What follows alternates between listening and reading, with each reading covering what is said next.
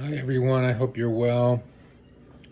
We're reading in Parshat Bo this week, the last three plagues, the locusts and the darkness, and of course the killing of the death of the Egyptian firstborn, and of course the emancipation of the Israelites in short order.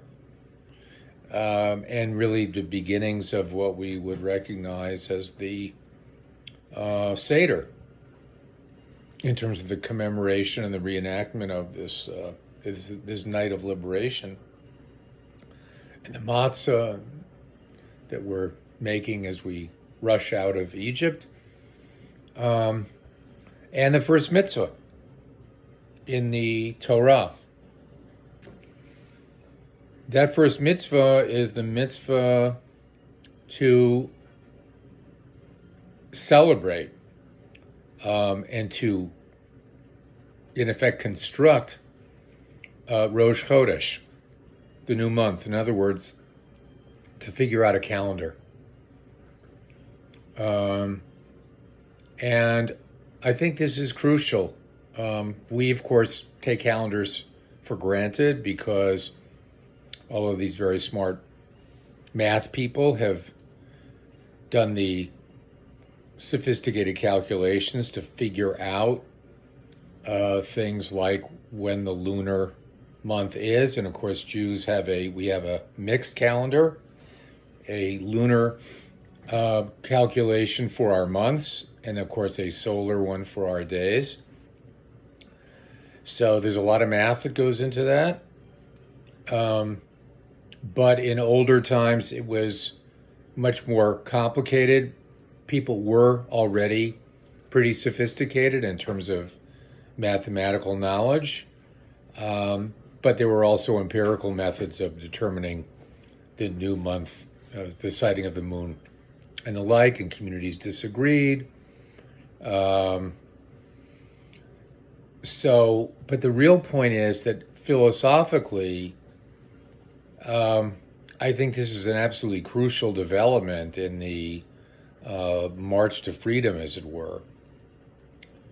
If you say the apex of the story is just liberation, in effect, you've left out the whole rest of the story. Meaning that the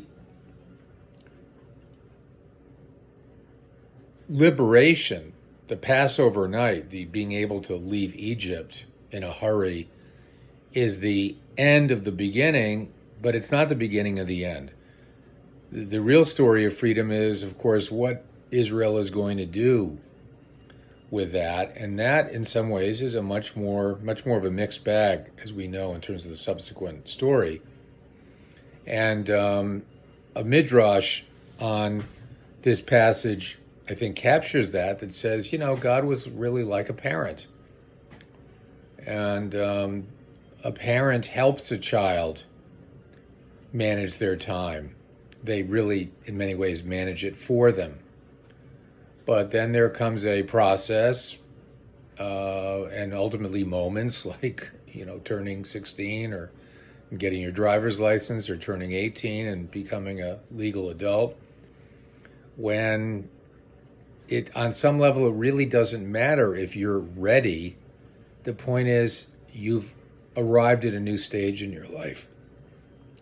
And one marker of that is the ability to manage your time. You can't be free without being accountable for your time.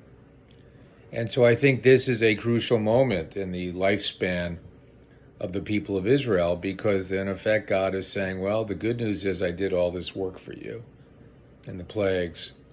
The challenge now is, what are you going to do with that freedom? And the first thing you're going to have to learn is how to manage your time, how to use it wisely. Because ultimately that's what freedom is going to consist of and depend upon, is your ability to be responsible. Shabbat Shalom.